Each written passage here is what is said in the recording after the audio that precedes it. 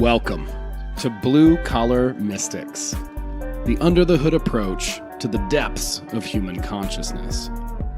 So many mysteries, so little time, so many big words. That's why we aim to take the mystical and make it practical, usable in your everyday life. And you know, we want to hear from you. We want to hear your story. What happened when you started asking yourself the real questions? Like, who am I? What is this? Is it a hologram? Is this some kind of weird cosmic joke? Hey, these are the questions that we are trying to get to the bottom of as we explore the final rabbit hole together here as Blue Collar Mystics.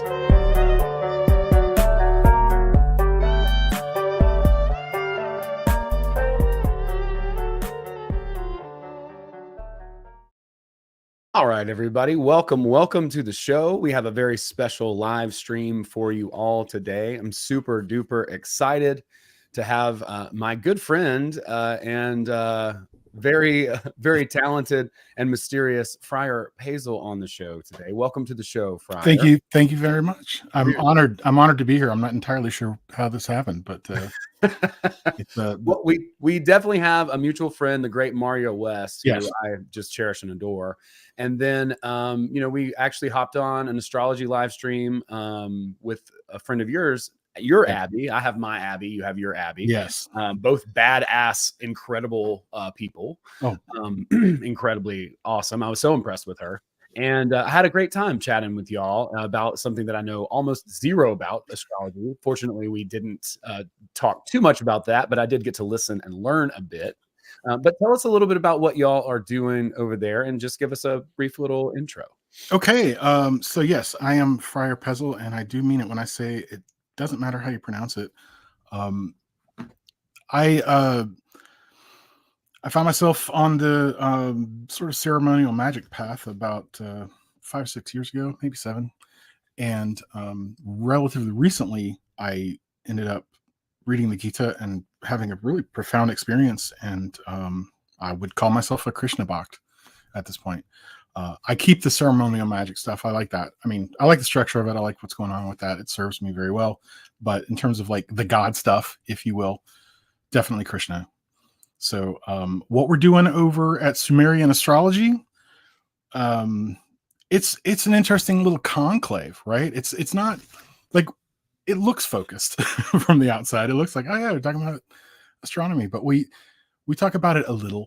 But mostly it's a place for the esoterically minded to gather, and we just talk and we support each other and talk about our ideas. It's not there's no one overarching set of practices. It's really eclectic. Like everyone does their own thing, but we're very respectful about coming together and not beating on each other about the finer details of how many angels are dancing on the head of a pin or anything. And I'm fortunate because it's a great group. Abby is like just a super genius and just absolutely remarkable person. One of those people that the more you learn about them, you're just like, oh my God, you're blowing my mind here. So I frequently feel like just I'm Ed McMahon to all these superstars, which is kind of fine. All right. I like that analogy. That's really fun. Yeah, I'm dropping the link to her channel, Sumerian Astrology. Oh, cool. You guys do a live stream every week. We do now. This we're pretty loose. Like this is a very loose thing. So she's like, hey, let's do live streams on Wednesdays. Like, okay. And that's what we do now. And y'all have like kind of a rotating range of guests, I would sure. say. Right? Yeah. Honestly, anyone is really welcome to come on the show if you have like something to say. You're involved in some kind of esoteric something. We're not super picky, just as long as you agree to behave yourself. And that's a very loose, loose definitions of behave yourself. Just be respectful. That's it. Behave. Yeah. Oh, baby. Yeah. Yeah, that's right. So yeah, that's what's happening. And then Sundays we have the meditation support group that happens, and that's we don't film that or anything. It's just hanging out and talking stuff, kind of talking esoteric shop and helping each other out. It's good. I'm very fortunate. I'm not entirely sure how I got this fortunate to not only be, you know, with Abby's crew, but also, I'm here with you, which is Banana Town, but I'll take it, Dude.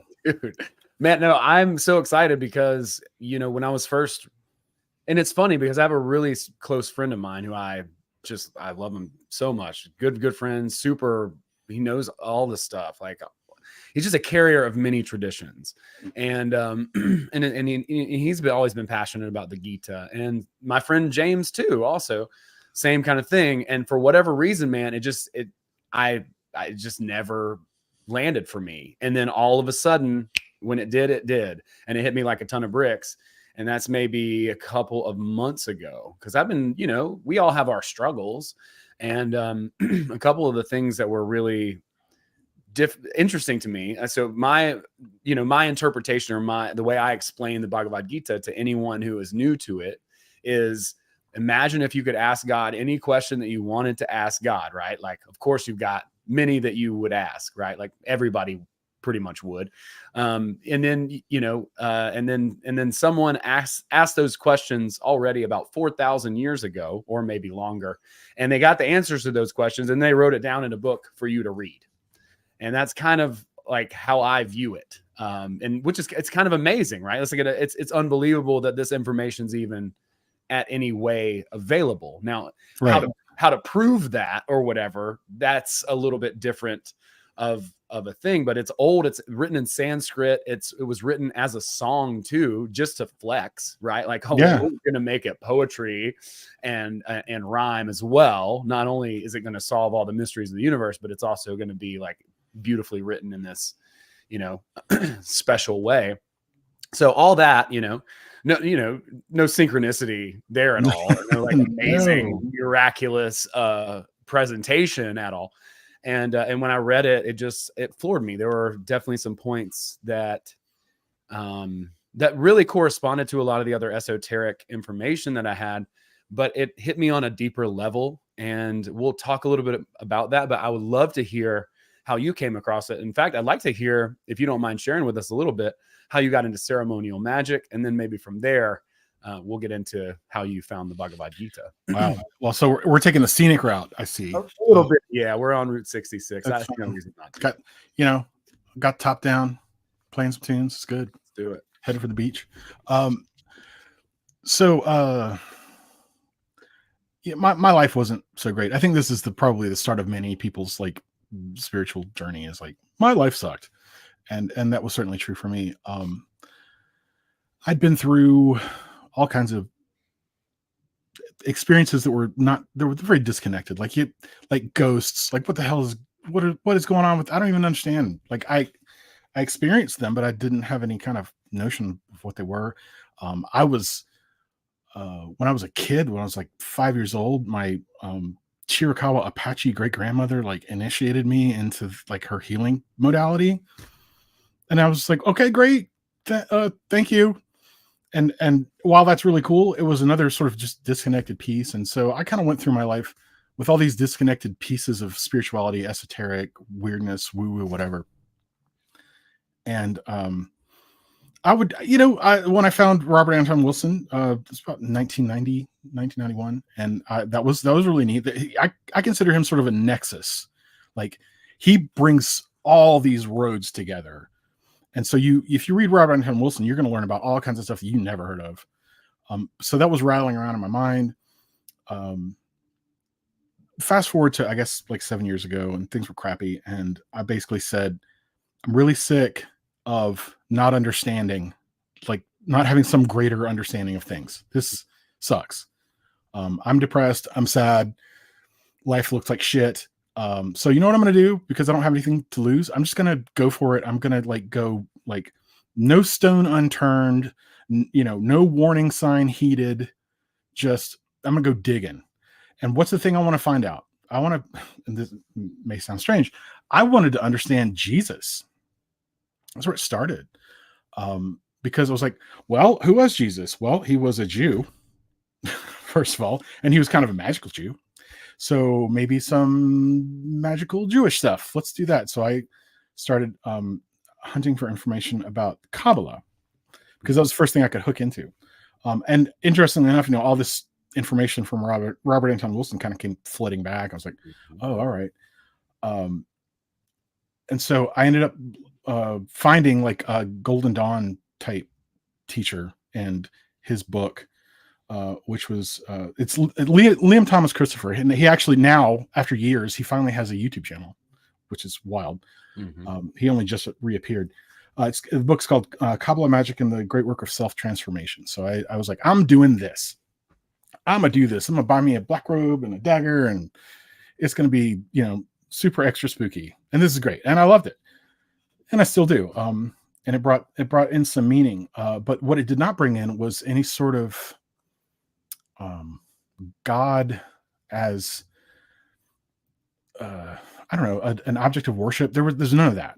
There's really, like, people say, oh, I have a patron, whatever, like Tahuti or Thoth or whatever it happens to be. But I never really got that real interpersonal feel. I never got, it wasn't personal. This was all the kind of stuff that, you end up writing on a whiteboard behind you, as you have actually done recently. Great for analytical people, great for, ponytail professors, that kind of stuff. But it wasn't super personal. It was just really performative, and and in a good way. But there was definitely a missing piece, and so fairly recently, I guess it was wintertime, this last winter, things were hard again, and I was like, maybe I'm not quite done looking at it. So I'd had a copy of the Bhagavad Gita on my iPad that I downloaded like forever ago. And I just started thinking about it. And I'd been listening to Swami Sarvapriyananda for a long time. And that guy kind of walked me through that sort of Jnana. Yeah, there it is. That's the one, right? That's the one.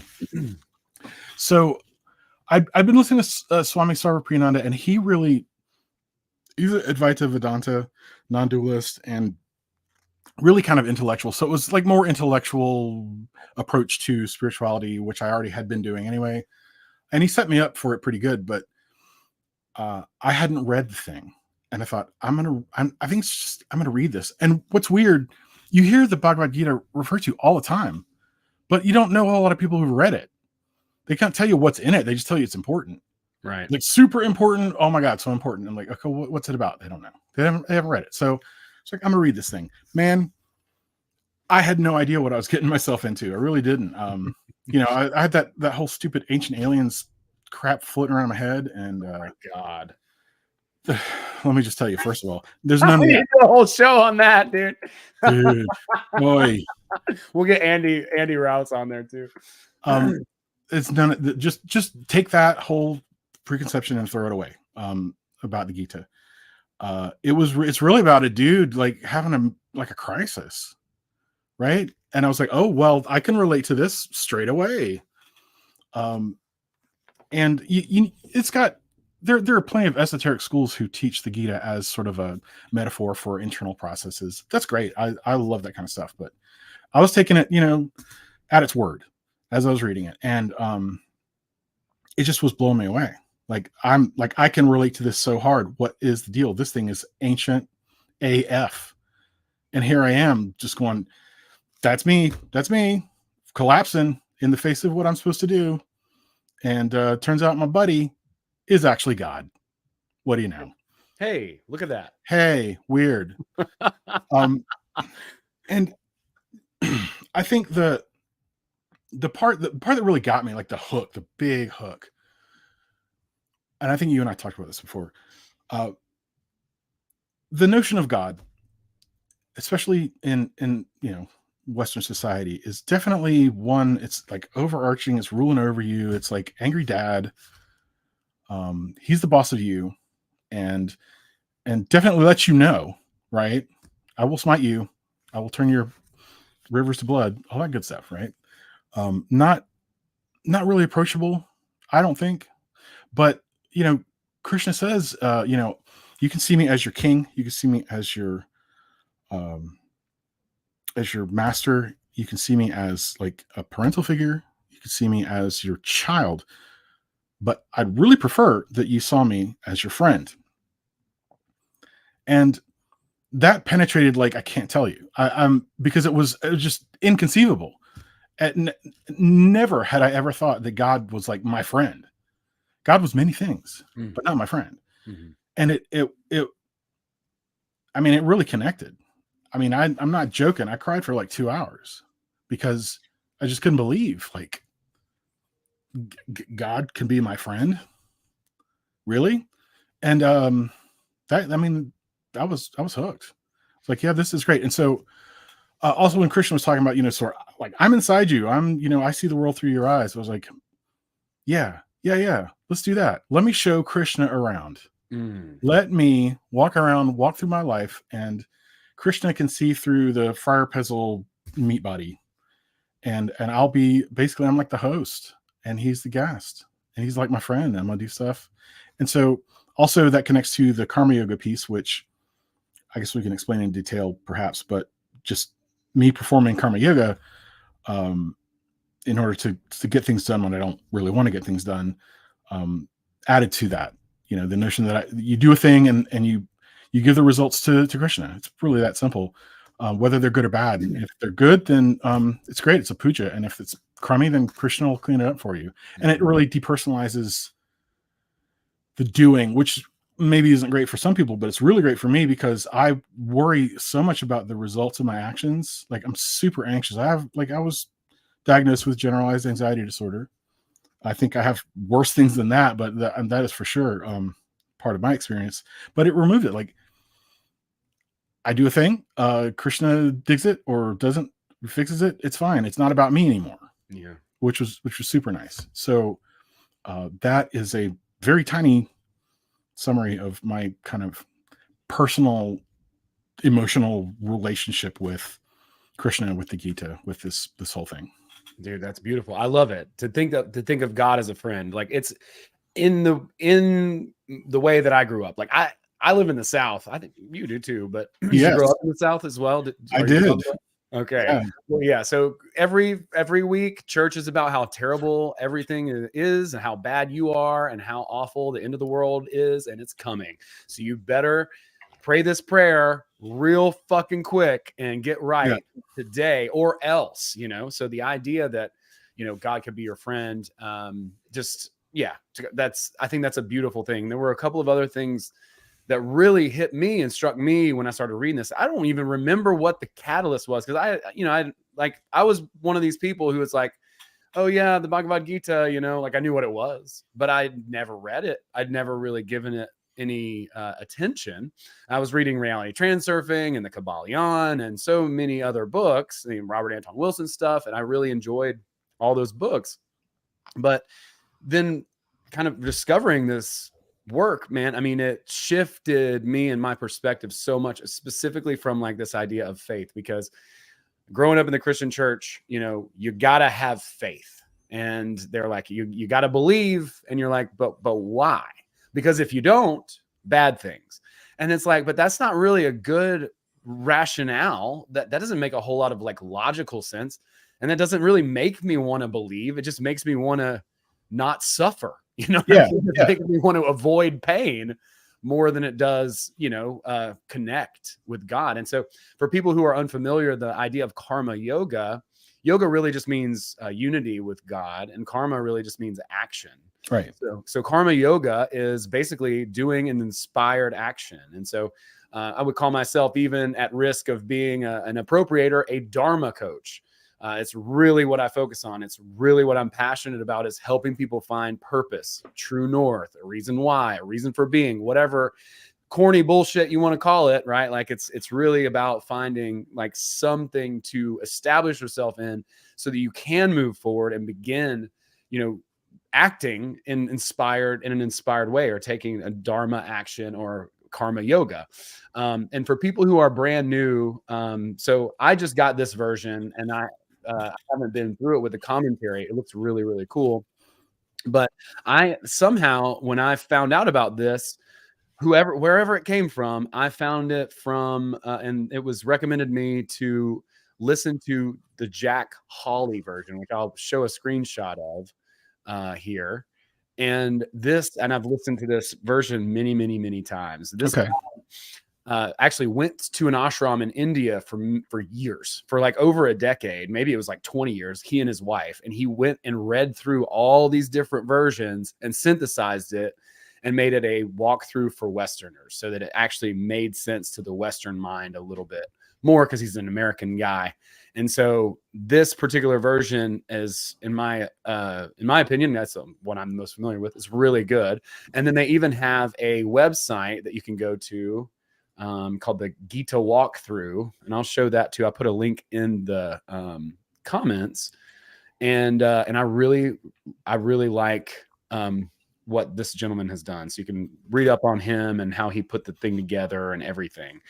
Just a really, just became obsessed with the Gita and went and lived in an ashram in India and put this all together. So as you can see, he's done a lot more other works as well in addition to it. But just some of the big takeaways from it really just blew my mind, specifically this idea of faith, right?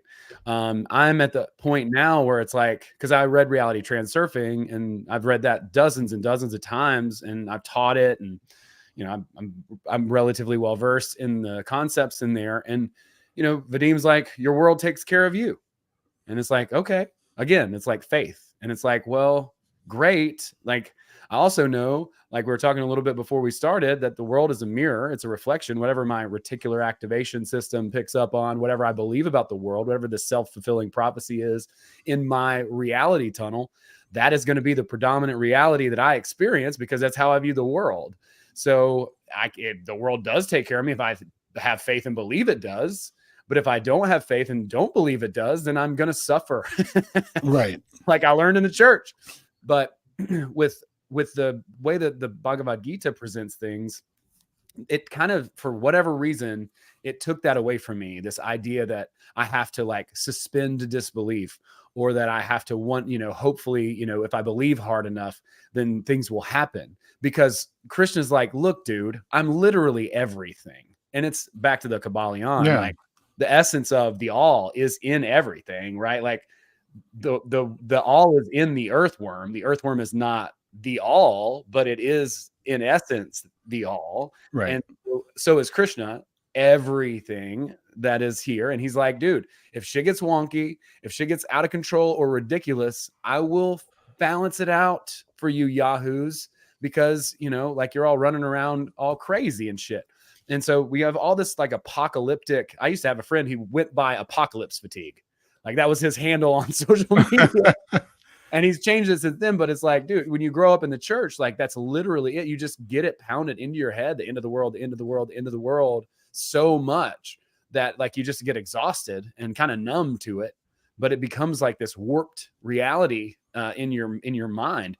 And this book has nothing to do with that, really. Like it's not this prophetic end times sad right weird tale. Instead, it's this empowering understanding of why we're here and what we're supposed to do, and it gives pretty specific ground rules on how to approach and exactly what to do. So we can talk a little bit about that, like maybe just the beginning of the book and how it starts out with Arjuna and what he's got to face, and how kind of Krishna comes in to play.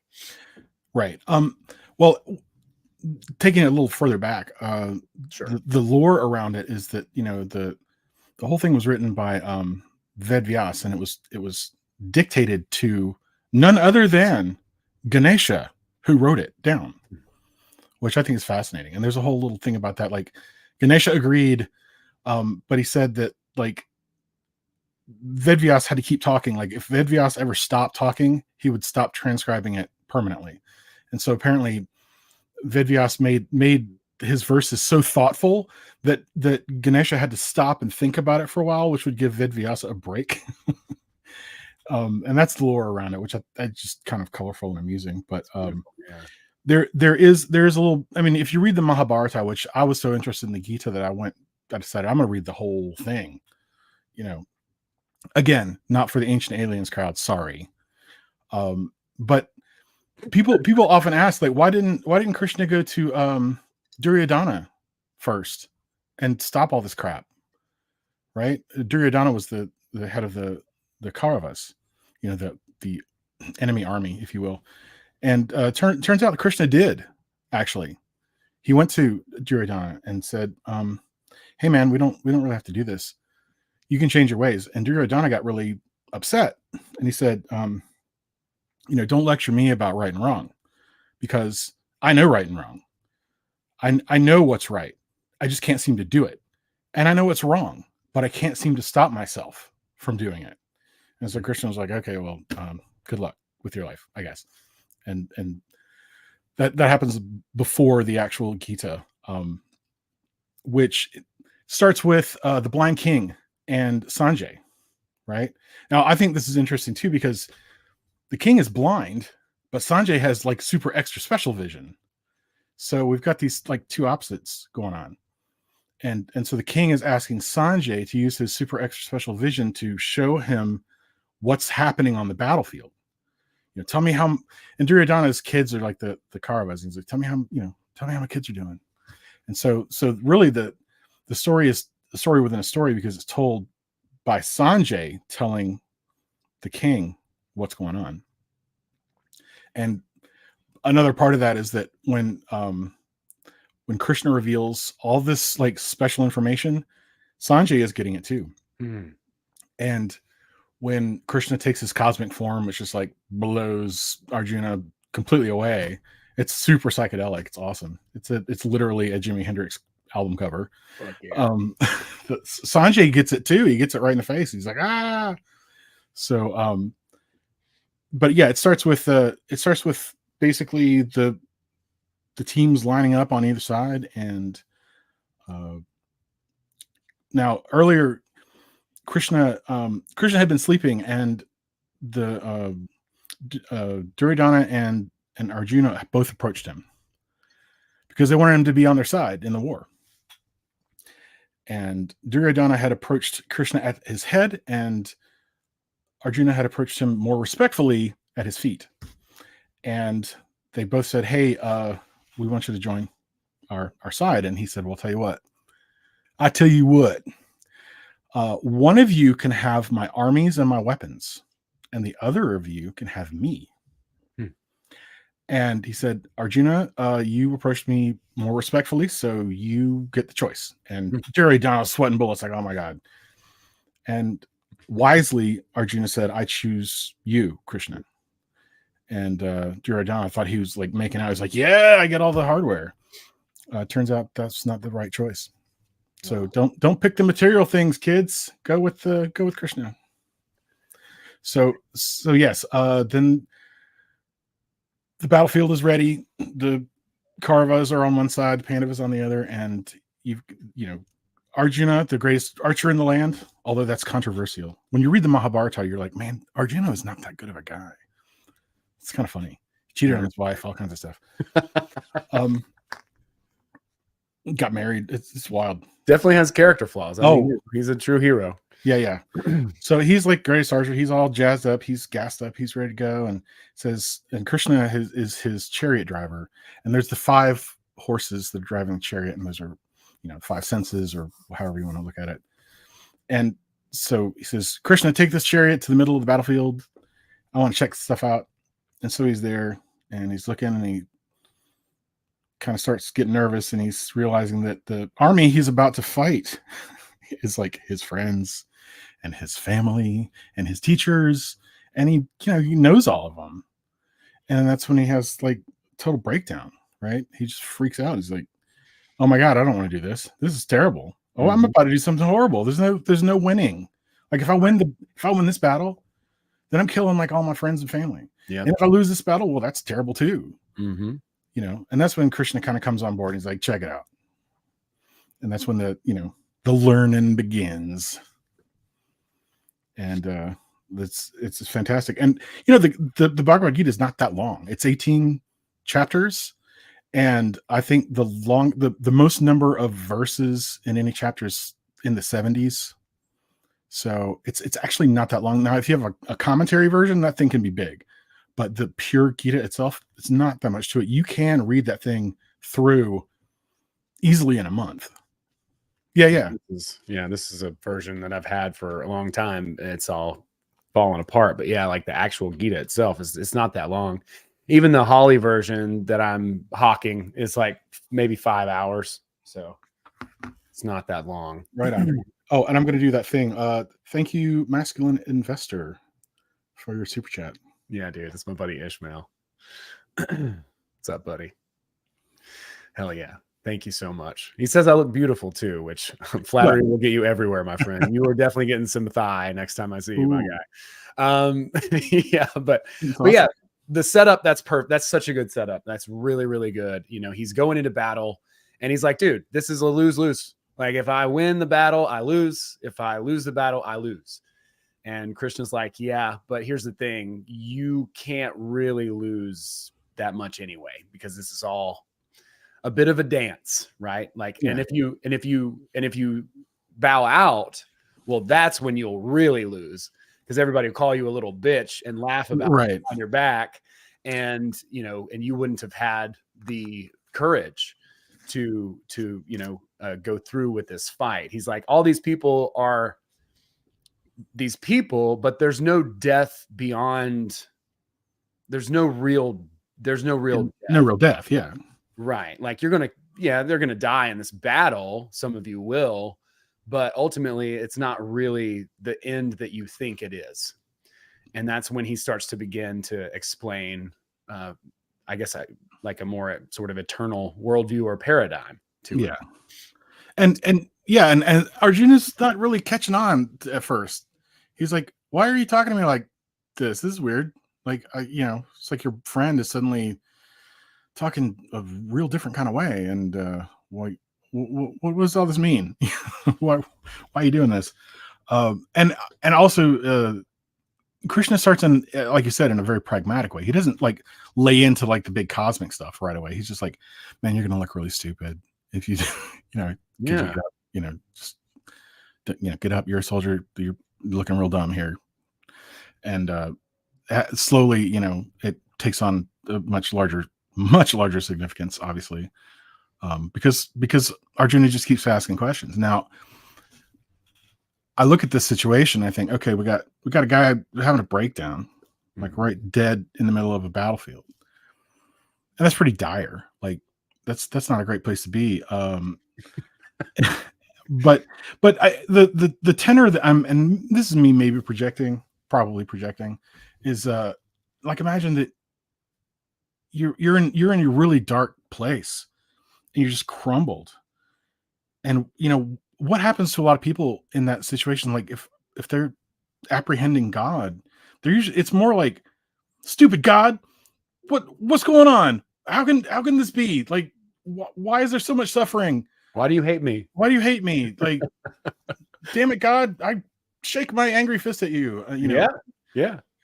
And because Krishna is Arjuna's friend, that it doesn't really quite take that tenor, but there's a certain desperation in the way Arjuna is asking Krishna these questions, because he's really genuinely in crisis. Like, he's falling apart.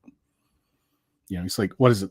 My skin feels like it's on fire and I can't breathe right. And I'm weak and I can't hold my bow. And like, he's flipping out, man. Yeah. He's definitely, he's in crisis is a way to do it. He's so confused and conflicted about it. He has to kill his family that's in this other side of the war. But I think there's a stronger metaphor to it too that can be internalized. I think a lot of people talk about this as well, where it's potentially his own desires, right? Like his own like world that he's having to battle against. If we were to internalize it, for some people do talk about that, and I think that's definitely another way to look at this book, because we've got our sort of creature comforts, our tastes, our desires, the things in our 5 sense reality that we're comfortable with, that we enjoy, and that sort of lead us along instead of us sort of being in control, right, of those things. And I think of the chariot, if you will.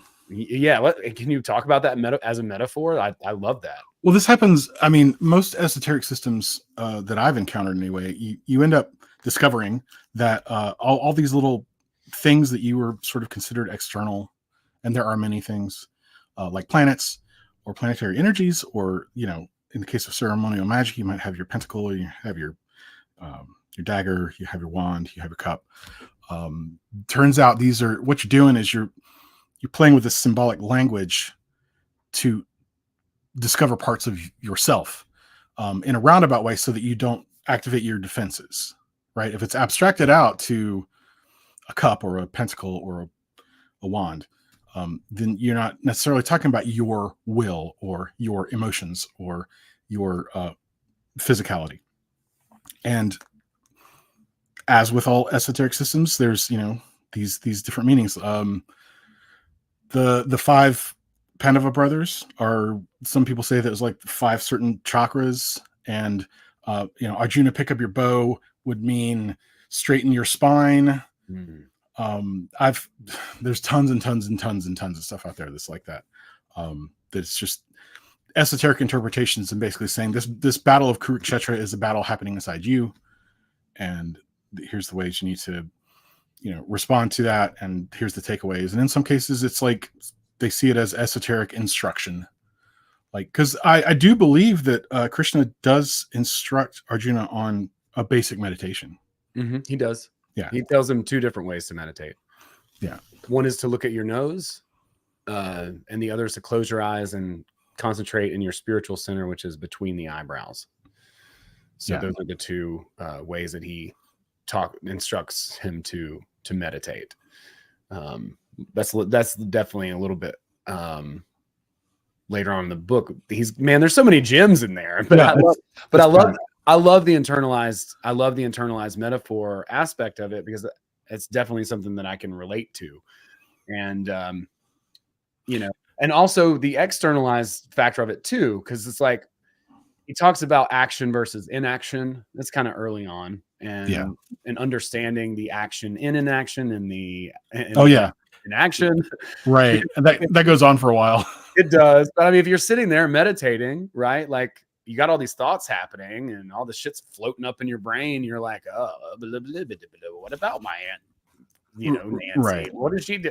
And then all this stuff is you were experiencing action within that inaction, and understanding your own psyche a bit. But the idea is that we have to have courage and do what it is that we're here to do, no matter what. And, many times Arjuna is asking Krishna, like, what is the right path for me? Right. Like there's this type of yoga of knowledge. There's yoga of action. Like, which is right for me, Krishna? And then Krishna will be like, well, it's 6 and 1, but for you, this way, right? Like the action, because you're a warrior. So for you, and probably for the people in the West too, we're probably going to more, I would say, relate to action and relate to, results and moving through a physical space, stuff like that. But that's kind of where he starts to instruct him in this particular direction, and it's through action.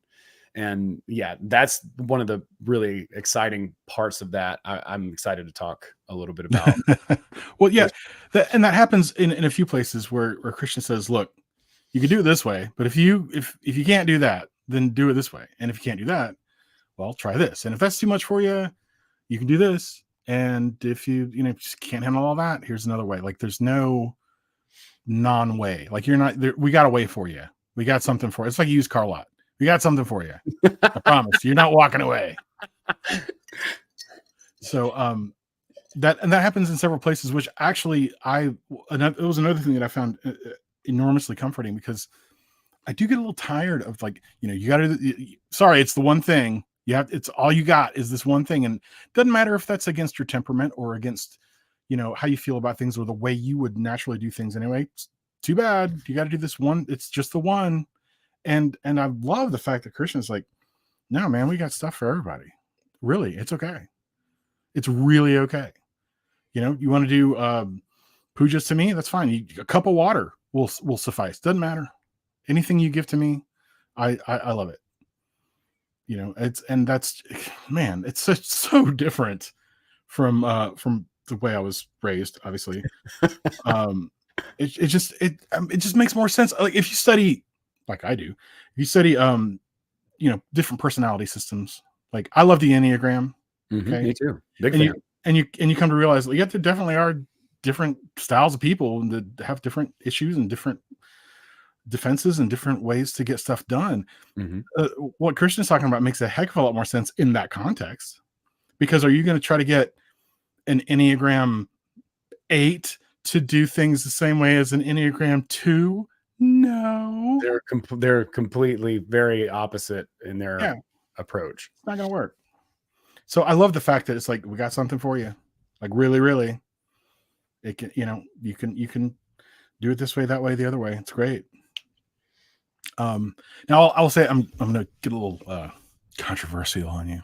Oh, yeah, I know. So I see karma yoga a little differently than you do. Okay. And maybe it's a semantic thing, and maybe I just am misinterpreting, and maybe I'm just a jerk. All three could be true. But I worry a lot about the notion that you need to take action only when you're inspired. Okay.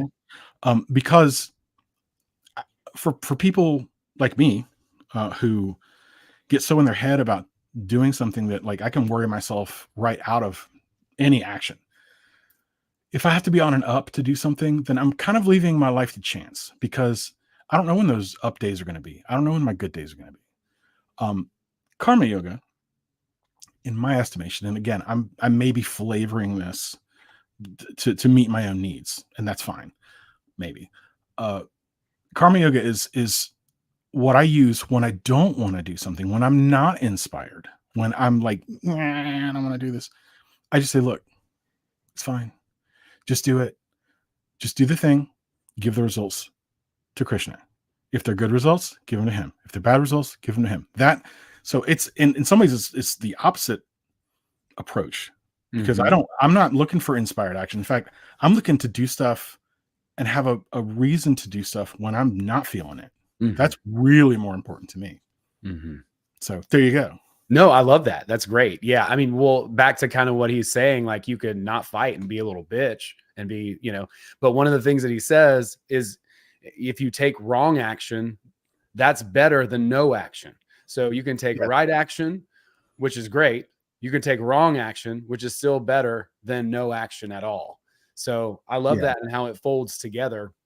Yeah, I don't think necessarily that the action necessarily needs to feel inspired, but like the idea of Dharma is, and I'm still like learning a lot of the different definitions and stuff. So doing my best there. I'm not an expert on the book. I've only read it a handful of times.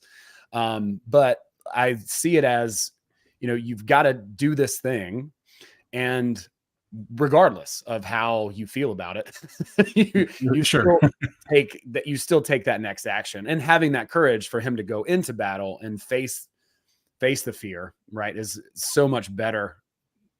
The results are going to be better regardless, because he actually takes that action. So you may not feel inspired as you do it. In fact, like what I've been learning, and even, my buddy Ish, we've been out a couple of times, and we'll go out and like get into hopefully like a good state of mind, right? Like being around people. When you first get out and you start talking to people, it's awful. Like I'll walk up to somebody and start talking to them, and like they're not feeling my vibe. I'm in my head. I'm coming off weird. But after like a few interactions with people, you're at a party, whatever, you talk to a few people, you're loosened up. A lot of people use alcohol for this. I try not to do that. But like after a while, you start to get into that. It doesn't feel forced anymore. So like at first it does, like at first, whatever it is that you're doing, it could be anything, right? Like you could be warming up to throw baseballs and pitch. And it's like, at first you got to loosen your shoulder up. You got to, get it loose, get it greased up, and the same thing is true, I think, with a lot of action, right? Like it's just getting into that flow state. It doesn't start out inspired. It starts out funky and weird, and whatever that is, if it's going on a jog, like I've heard people say the hardest part of working out is getting your workout clothes on, right? For me it's the squat thrusts, but Yeah, I get the point. The point is the hardest part is actually getting moving to that thing. So a lot of times, we're not going to start out feeling inspired to do it. It's like when I write, it's Oh man. it's just impossible feeling, and then I get into it and 5 minutes go by and I'm like, well, I'm just going to write for 10 minutes. And I wind up writing for 20 or 30 because I get into that state. And so that's, I think that has to do with the idea of like that karma yoga. It's not necessarily something that where you're like, okay, I feel great and I'm inspired and I'm going to go and do this.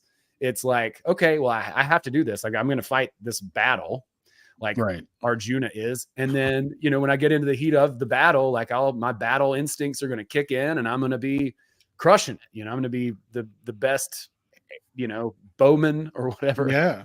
Archer, I guess. Yeah. Archer. In that moment. And so, yeah, I agree with you.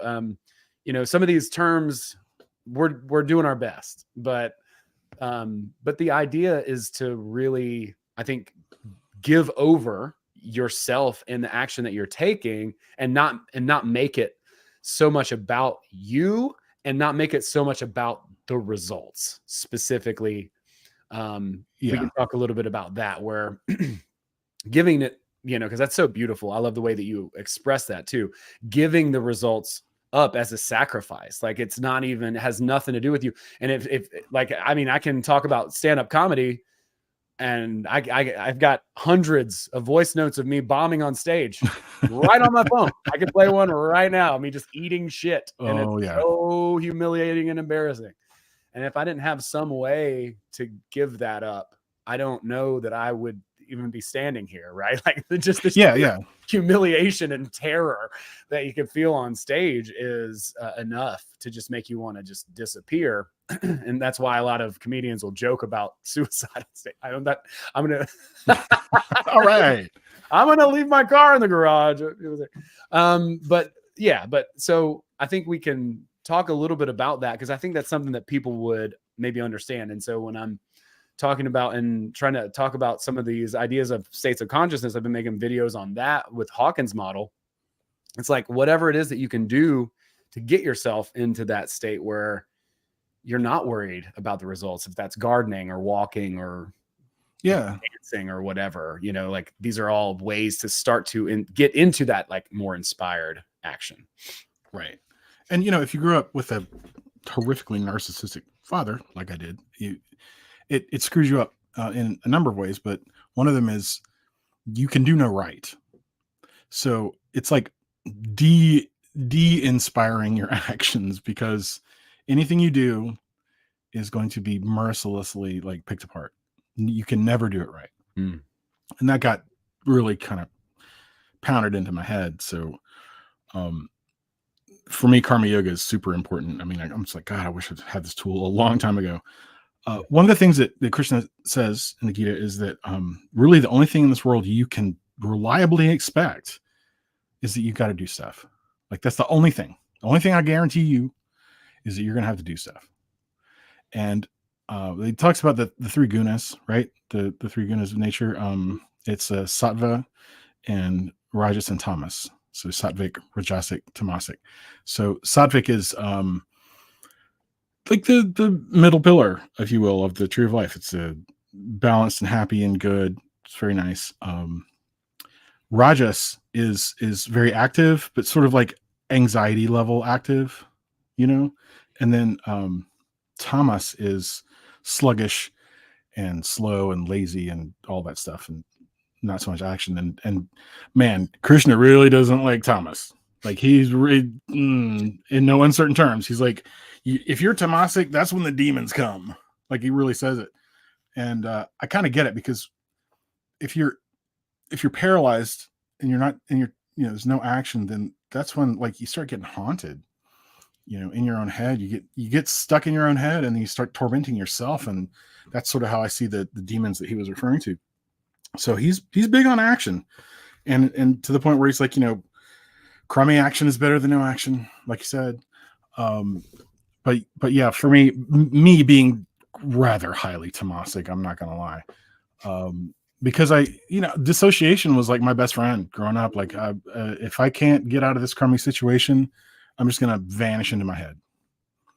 And sadly, I turned that into a prison in and of itself, because anxiety is how you torment yourself in your little head. So even that wasn't a great escape. But karma yoga, in the way that I approach it anyway, where it's no longer about me. It's no longer about suffering the consequences of my actions that I've built up in my head. Like, oh my God, if I do this thing, I'm going to screw it up and it's going to be bad. And that's going to be a terrible reflection on me. It's all about me. It's still all about me. Me. Give it to Krishna. Here you go, buddy. And it's not about me.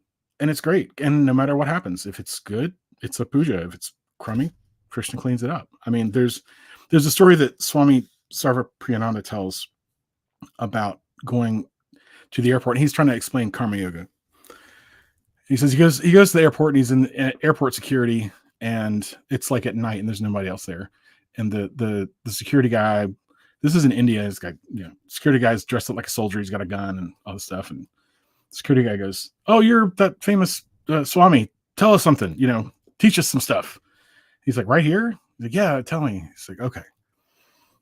And he says, "Well, what do you want to know about?" He said, and the guard says, "Well, I want to, what I love to do the most is I love to give pujas to Ganesha. I love laying flowers at his lotus feet, right? But I'm here at the stupid job, and I can't do that thing I want." And Swami says, "Okay, well, here, just do this. Every time someone goes through security, in your head, imagine laying a flower at the feet of Ganesha every single time." And the guard got really excited. He's like, "You mean I can like do pujas all day?" And someone's like, "Yeah, you can do pujas all day in your head. It's great." So every time the guard processes somebody through, he's offering that to Ganesha. And that's karma yoga too. Every time he touches nuts, he's dropping a flower at her feet. I'm sorry. Right. Oh, I have no love for security apparatus. Believe me. Oh man, I just see TSA people in my head. One time, my cousin forgot his license. We were flying home from Colorado, and man, they really got. They were thorough. Felt really bad. He was like crying afterwards. That poor kid. Anyway, didn't mean to derail us there. That's fine. But no, I think that's great. Like, he's basically illustrating that whatever it is that you're doing, you can dedicate that action. Anything. Yeah, anything. Literally anything. Which is really amazing. And I can tell you this, Christians never taught me that. Not once. Not a single time. Nope. Yeah. Also, I'll drop a little thing here for the Harry Potter fans. So these three modes, the gunas, which is sattvic and rajasic and tamasic, those correspond to Isis, Apophis, Osiris. Ooh. Which corresponds to the Deathly Hallows, by the way, if you look at the symbols. Damn. Dude, it's just crazy how many correspondences there are, Yeah. It's like, it just shouldn't be like that. It's like thinking about this book being a song and all that too. It's like, no, that's not mathematically possible. It can't be. It gives me a very strange, ever so slightly floaty feeling about the nature of reality when that stuff happens. I'm just like, man, this is some kind of weird deal. This is, this is like the weirdest video game ever, basically. Exactly.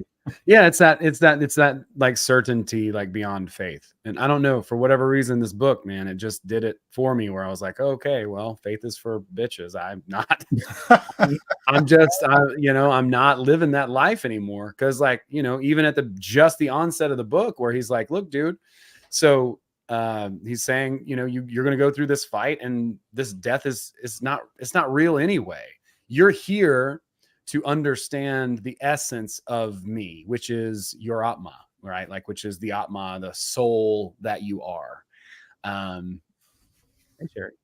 But that is the whole, that is another premise of the book. We can talk a little bit about that, to understand that you know, he does explain reincarnation. He does explain basically that the purpose of life is to connect to the creator, to Krishna, and understand that at a soul level that we are that, you know. And so many of these Eastern mystics have talked about this from, you know, and in their many ways that they have, but all the stuff that they talk about is all in the Gita, like all of it. But basically he's saying that once you can understand or connect, I guess probably is a better word, to the Atma, then you don't have to reincarnate anymore.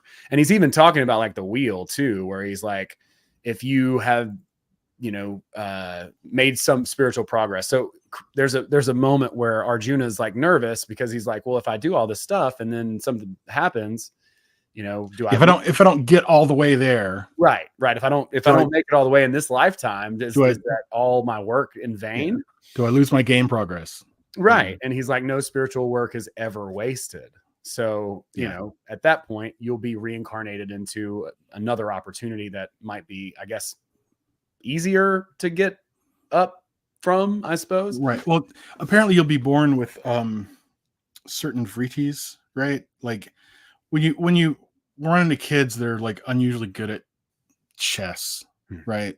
They'd be like, oh, well, he was a chess master in a previous life. Like you retain something of that, and that would also be spiritual progress too, right? You got your buffs, and you bring some of them with you, and that's very comforting, because I feel a pressure to achieve enlightenment in this life, because I want out. Same. Like, for reals, I want out. Same, buddy. Yeah. No. Yeah, I'm not trying to. I mean, I also I've slowed down and learned to appreciate so much more about this reality, which I think is maybe a little counterintuitive, but I think that actually helps, right? Like, it's part of that acceptance of what is.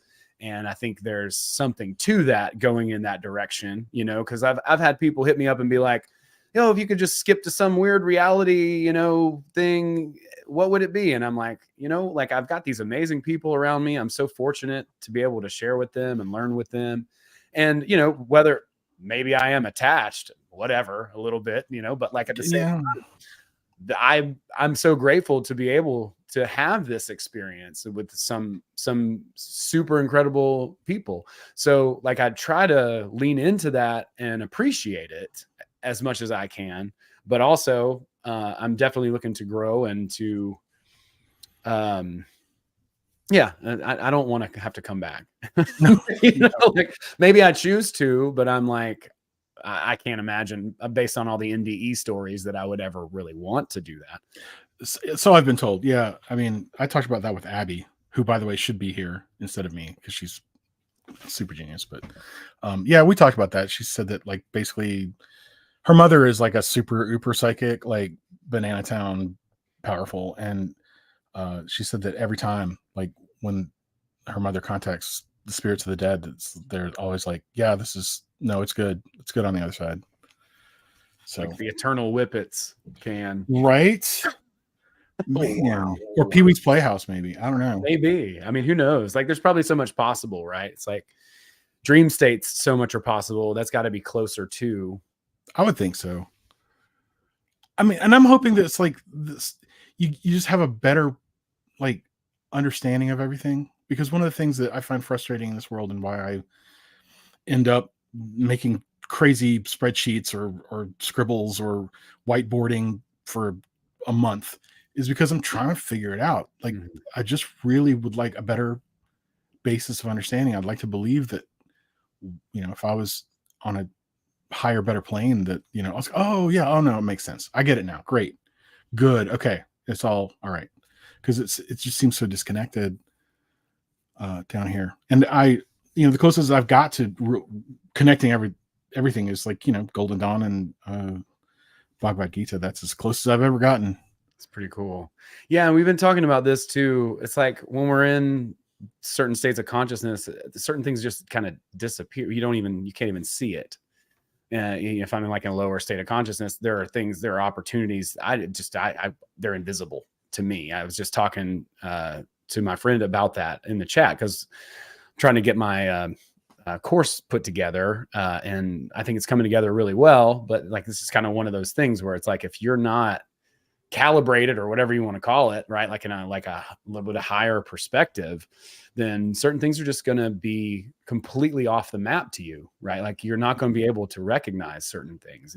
It's crazy. But like, as we fluctuate, between these states, it's wild that things can just be basically it just doesn't compute within your worldview.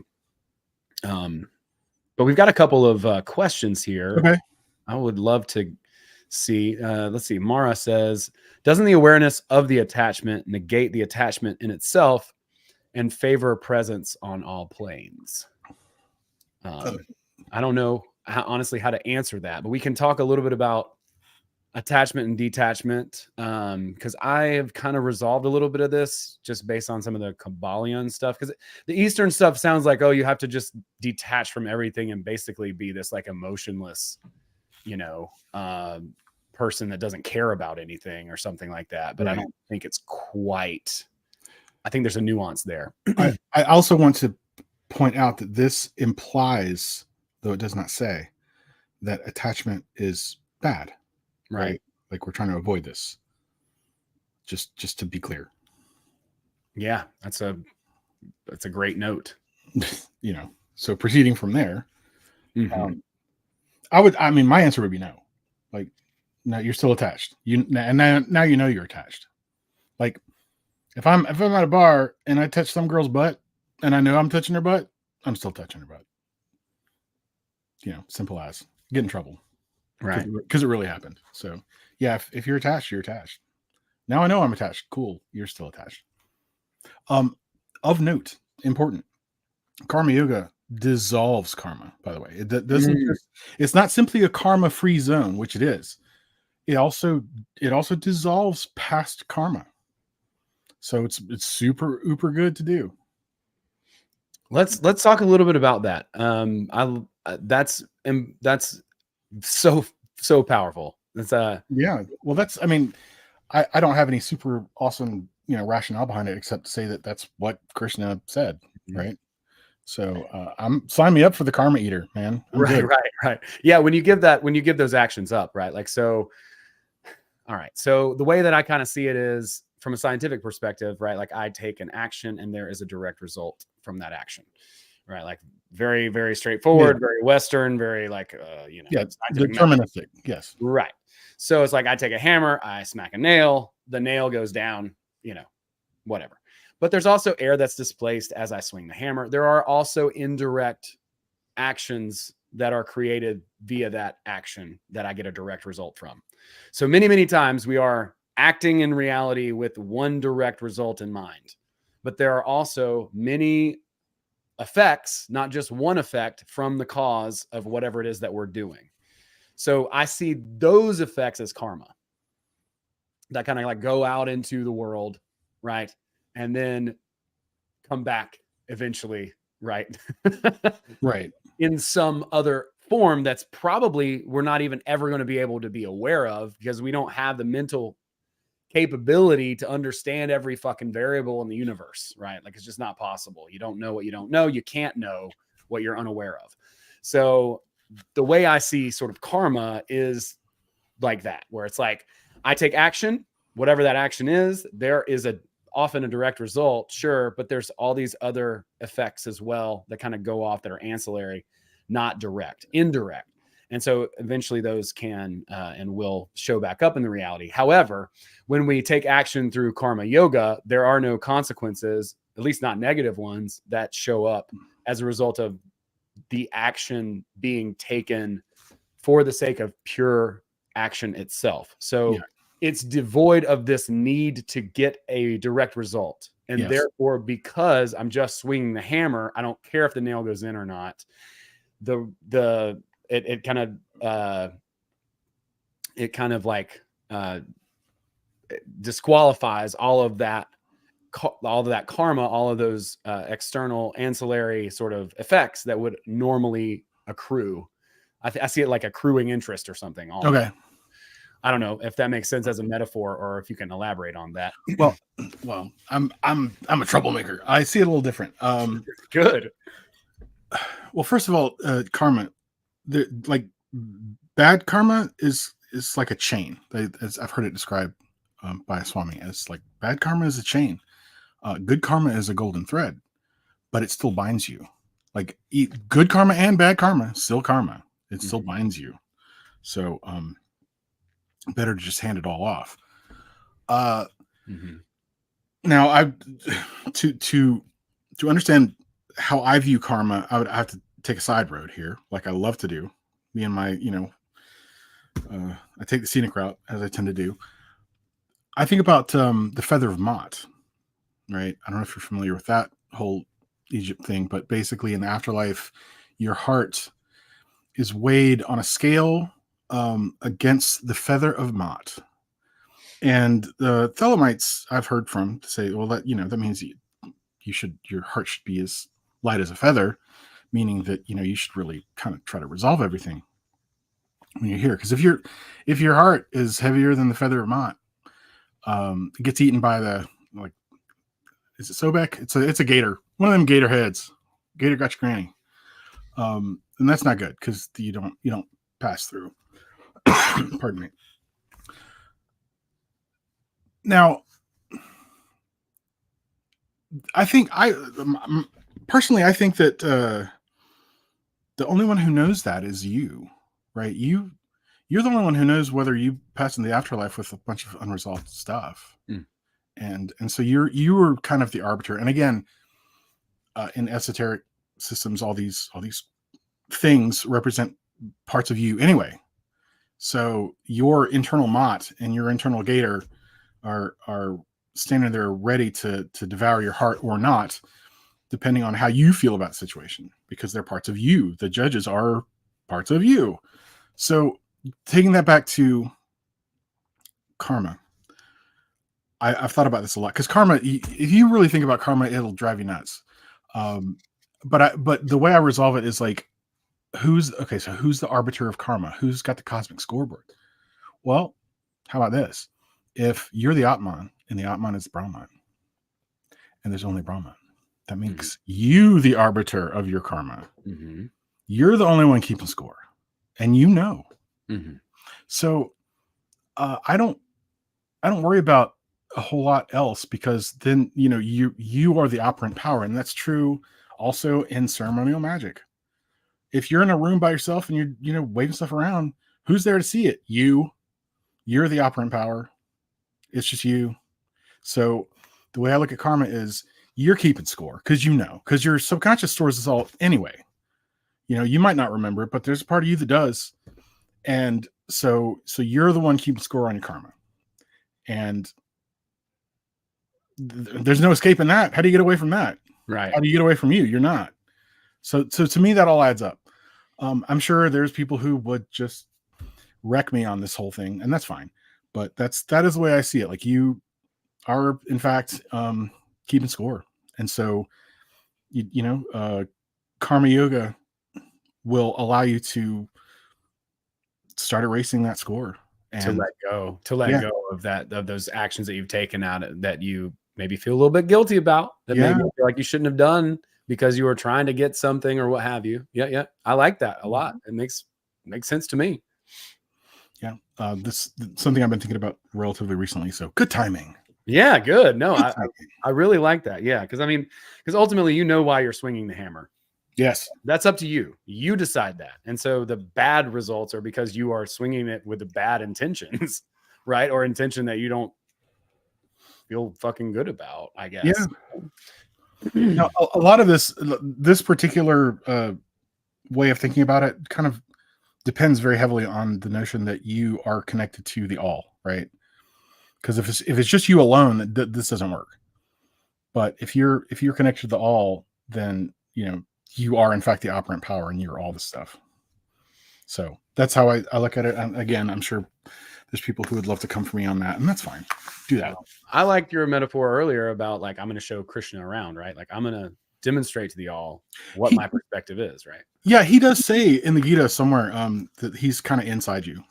So I didn't make that up from whole cloth. But I liked taking that on as a perspective, like active, sort of like an active imagination. Like, yes, it's true because Christian has said it, but I'm going to kind of take that on and actually create that scenario in my head and do it. And it's something else. I recommend it. Like, give it a shot. Show whoever, Krishna, Shiva, Kali. It doesn't matter to me. They all lead to Yeah. they all lead to this, to Krishna. It doesn't matter all the other ones. He says even in this that you can worship any of the gods. It doesn't really matter. Right. They all lead to him anyways. But take some time and show that deity that resides in you, sort of right next to your witness consciousness. Show him around. Show him your world. I love that. It's kind of a wild experience. Like, it's really different. Now I should probably do this. If you are like severely mentally ill, some of this stuff is probably not going to be good for you. And I don't mean to be like mean or rude or judgy. Like people who, are schizophrenic, people who have like massive psychosis problems, this could create some problems for you. Like maybe attenuate that first, right? And I feel for you. I really do, because that's rough. But that's sort of my disclaimer, if you will. It's definitely a good disclaimer. We got a couple more questions. Let's pop the check. Okay. Mitty Man 64 says, is karma predetermined, like pre-incarnation, or are we creating it solely during life? I don't know how to answer that. It's a good question. Well, if you were to go with what I think most any actual guru or Swami would tell you, they would say, yeah, you carry it through. I know that in Kabbalistic Judaism, you carry it through, like for sure. I think it's both in the Kabbalion, kind of, but they're both true, right? It's you have the ability to leverage will as you climb up higher in awareness toward the I. However, if the further down in the me that you are, the more essentially you're going to be affected by those things. That's kind of how the Kabbalion spells it out. So just a sort of perspective on it. But yeah, I would say that, you carry over, and also you can do more karma stuff here. Clearly karma means action, right? And the only thing you're guaranteed in this world is action. So you're going to do stuff. And I mean, I'm super excited about the notion of a karma eating activity. Like, that's killer. Like, let's do that. No one ever, all these discussions about karma, like, you go on YouTube and look up, karma talks or something. People talk about it, blah, blah, blah. And then, from an authoritative way or from a, like, pulling it totally out of their sphincter way. But you almost never hear about karma yoga. And I think that's one of maybe the big appeal too with the idea of Christianity and Jesus. Like, there are people who have done things where they frankly have had a hard time forgiving themselves or couldn't. Yeah. But Jesus would, right? Like, so the idea of karma yoga is just that. It's like, okay, well, you can release this shit. It's gone. It's no longer does it affect you and push you around. You can actually let go of it. Like you were saying, even Arjuna, not the best guy. No, no, he's really, really not. It's weird. Like, if you read the supporting material, you find out all these weird things. Like, oh yeah, all the brothers are married to one chick. Kinky. Yeah, that's getting back in those days, right? Little wild. Polyamories. Yeah, it gets a little weird. They had an arrangement. You see. Like, I don't know if I want to talk about that, but it's a little salacious. Adds a little sauce to things. So, if people want to, if they think this is going to be boring, trust me, it's not boring. It gets wild. Like, the whole Mahabharata is banana town. Like, it is really wild. That's so cool. Like, the Kauravas were born in like a sack. Like, it's weird. Like, their mother did a spell and had relations with a spirit, if you will, or a god. And the but she picked the wrong god. And like when she gave birth to this weird like sack full of little things, and she's like, "What's going on?" And that they all turned into the Kauravas. Like it's a read it. It's Banana Town. Love it. Yeah, it's pretty wild. Pretty freaking wild. Yeah. Okay, so Mara says, aren't good and bad more of a human perception of things? I would say yes, almost entirely. Although I would say there is such a thing as evil. Welcome your thoughts on that one, Friar. Man, I'm always up in the air about that one, because evil is like a concept, but I can tell you for sure people do destructive things, right? People can be hurtful. That much, Tamasic, destructive, right? The getting whacked with the Shivalingam, if you will.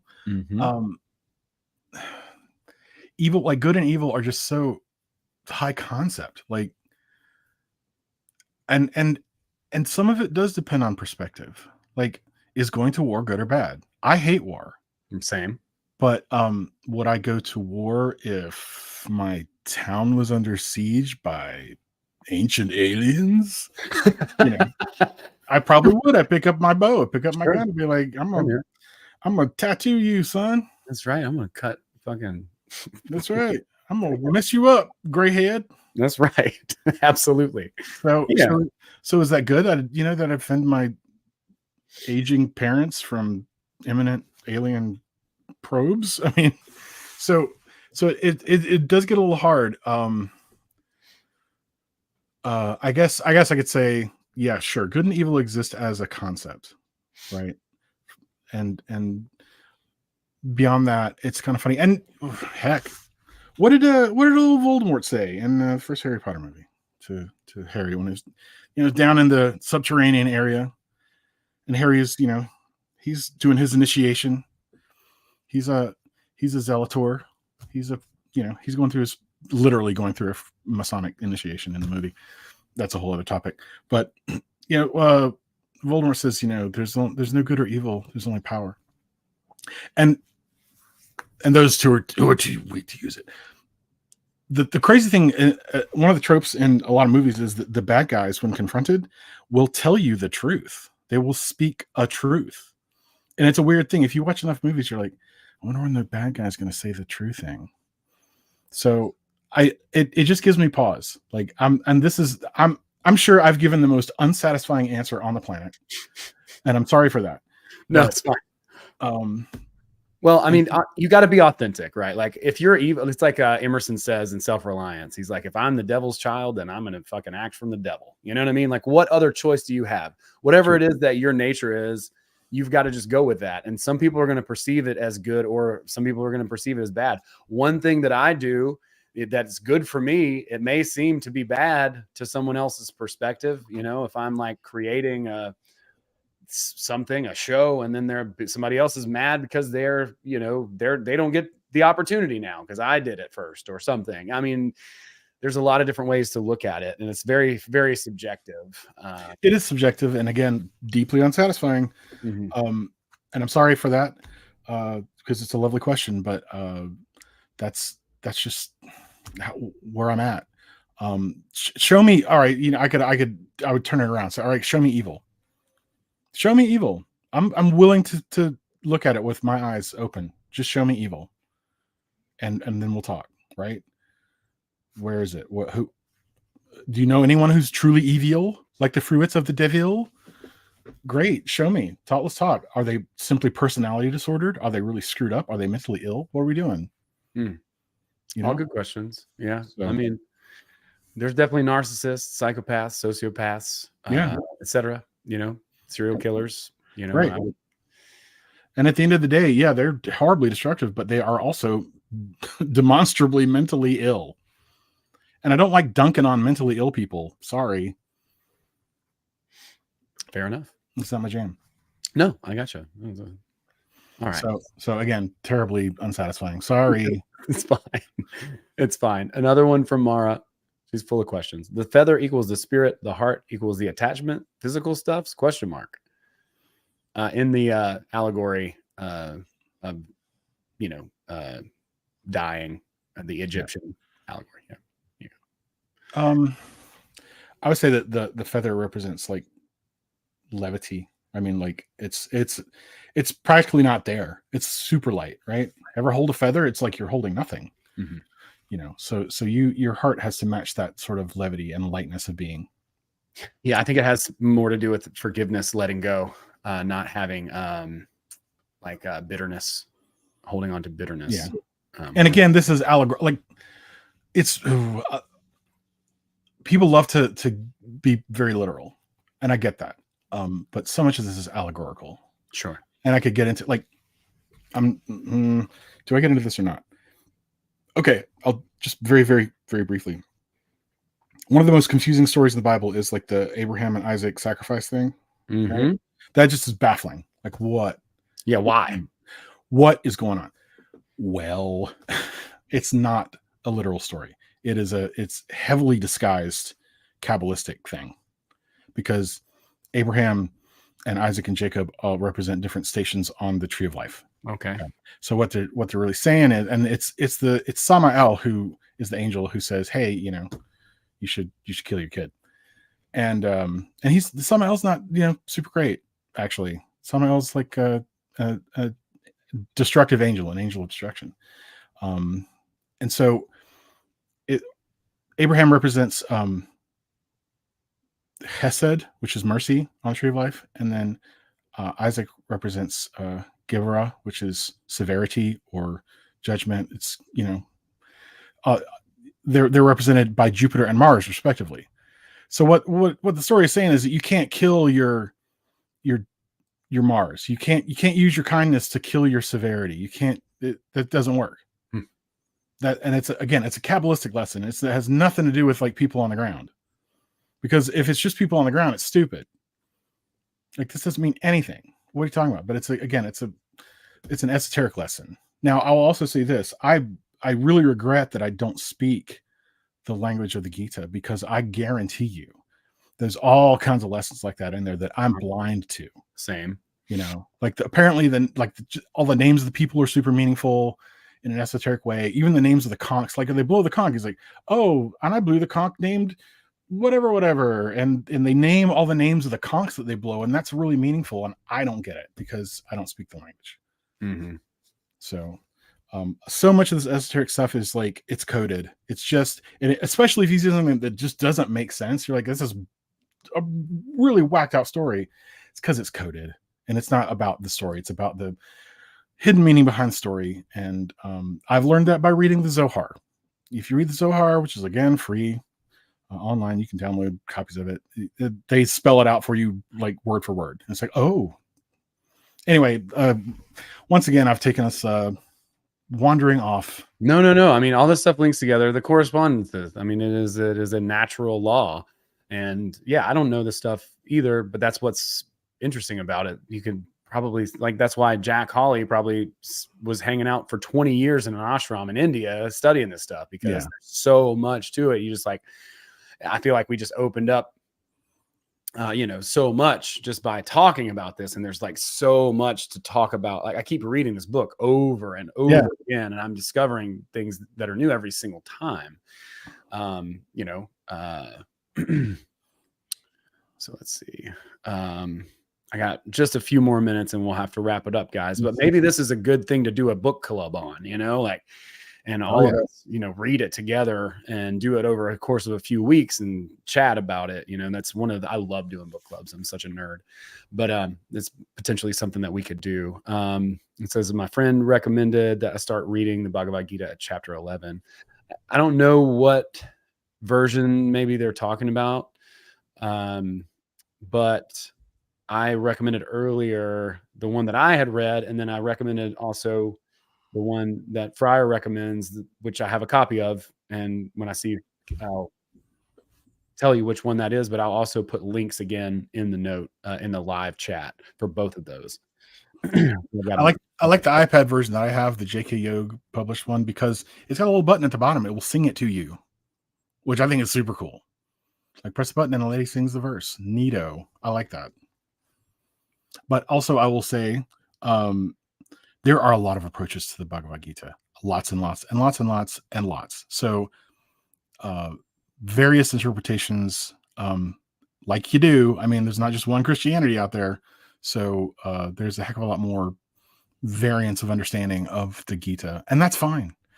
And you can study those, or you can study none of them and just read it. It is short. I'm telling you, like, start at chapter 11. That's fine. If you don't have a copy of it yet, and you pick up a copy of it yet, you might wonder, why should I start at chapter 11? Because this thing is so short. Because I just read through it over and over. Same. That's all I do. Like, I just over and over. There's basically 3 different parts, you know, the introduction part, and then the part about the mysteries of God. And then, so it just kind of depends on what you want to get out of it. But yeah, it is not that long. So I do recommend just read it from the beginning. Just straight through. Yeah, because it's only a few hours. And yeah, it's so fucking good. Like, it's so good. Yeah. I'm embarrassed that I never really delved into it before, but I mean, it hits when it hits. What can you do? Yeah, same. I was like, why didn't I read this? I heard so much about it for years and years and years. I think part of it was that I felt like I wouldn't understand it. I thought it was like some super uber level way above my kin, and I'll never get it because, you know, Carl Jung says, you know, Westerners will never understand the mysteries of the East. And all right. And I thought, well, this is a really important mystery of the East, and I'm definitely not going to get this. Turns out, no. So if you're intimidated, like thinking this is just like way above your head, it's really practical. There are some parts, I will say, you know, like action in action that can hang you up. It's okay. Just read through it. Don't worry about it. Go on to the next piece. It's fine. You'll get stuff out of it one way or the other. If there's a piece that you don't understand, it's fine. There's more behind it that you'll like. Yep. That's hilarious. Sherry says she got her copy at the Los Angeles airport. Nice. Some sweet bald man, you know, gave her a copy. Oh yeah, probably. But yeah, I mean, there's a couple different versions, and it is very, very practical. There are some pieces that'll make you think, and he even apologizes. He's like, I'm going to veer into higher philosophy for a second.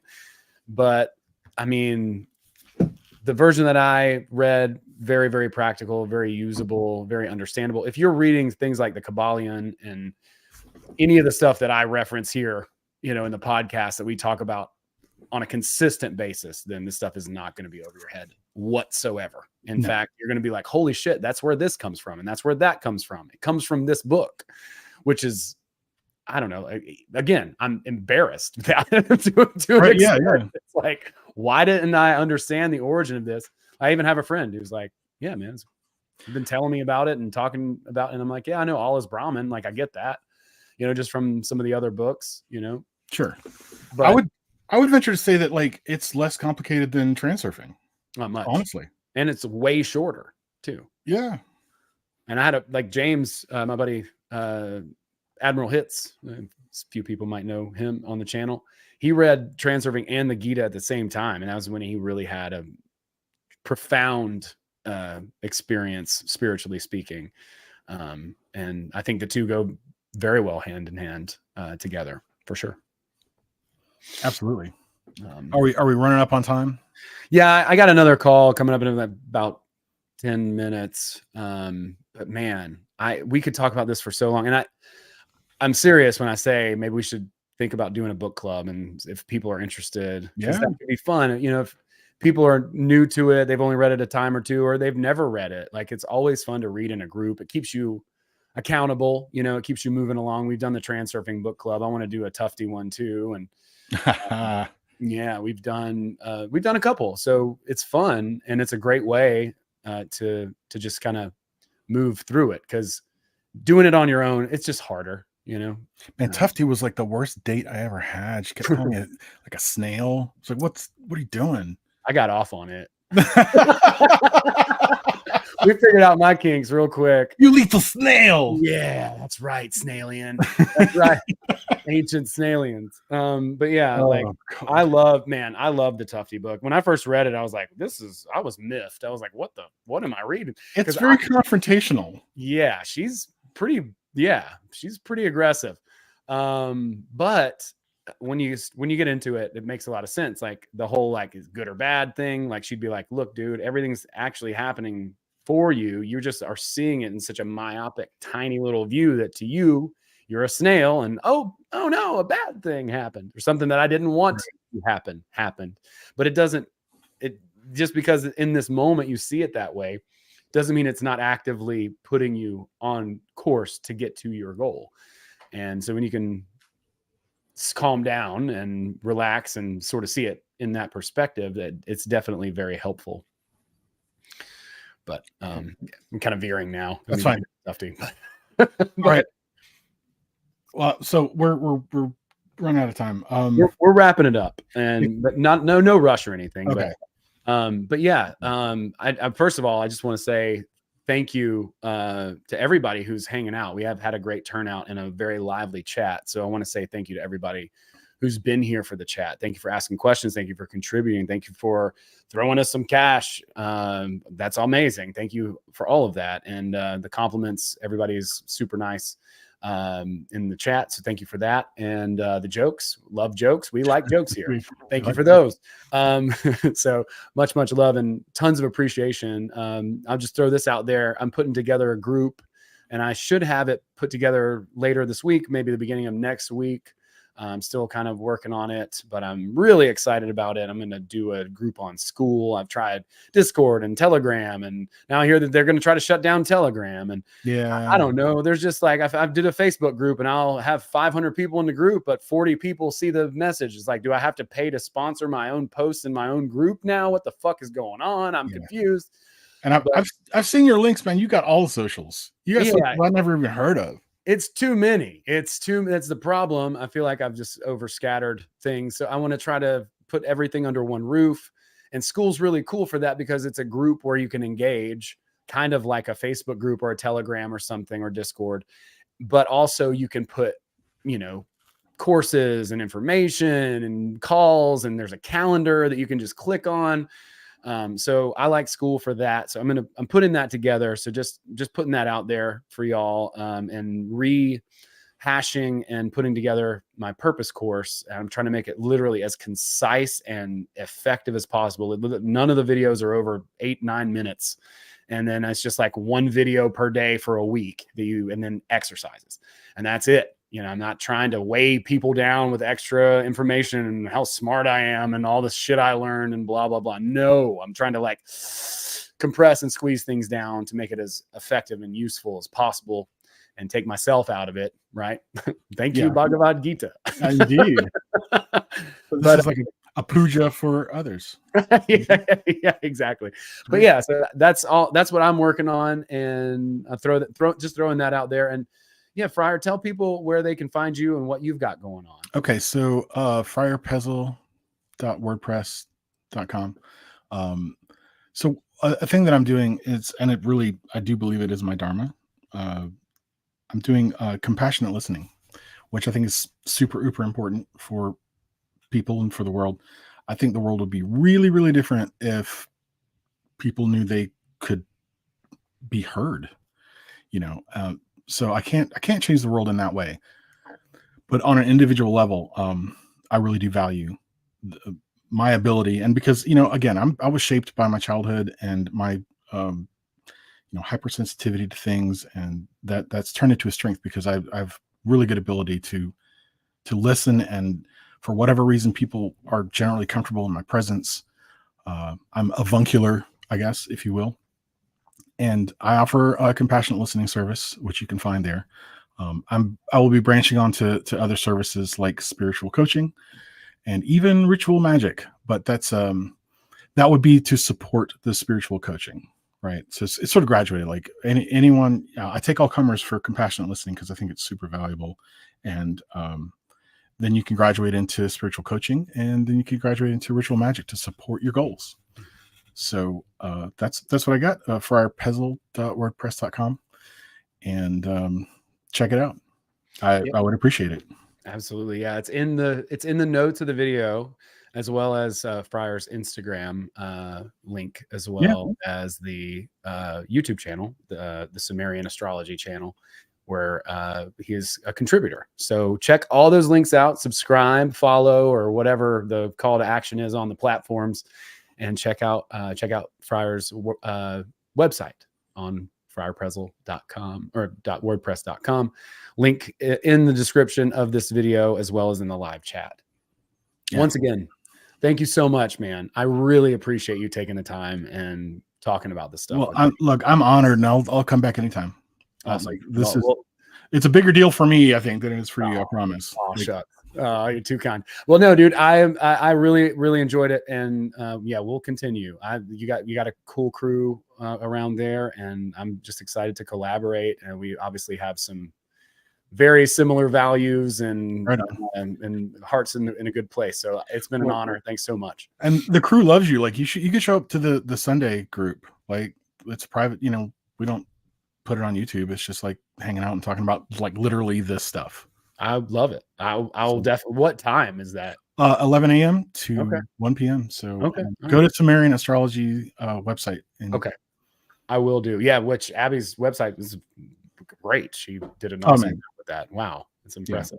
Yeah. Abby's incredible. All right. Well, everybody, thank you so much. It's been a blast. We'll see y'all soon. I will have another stream next week. I've got a couple of artists on, and should be a lot of fun. So check back, and then I'll be shooting out some information as soon as I get this platform put together and built. Really excited to share. And yeah, I think things are just getting better as a result of me taking myself out of my work. You know, like that's the path. That's the way.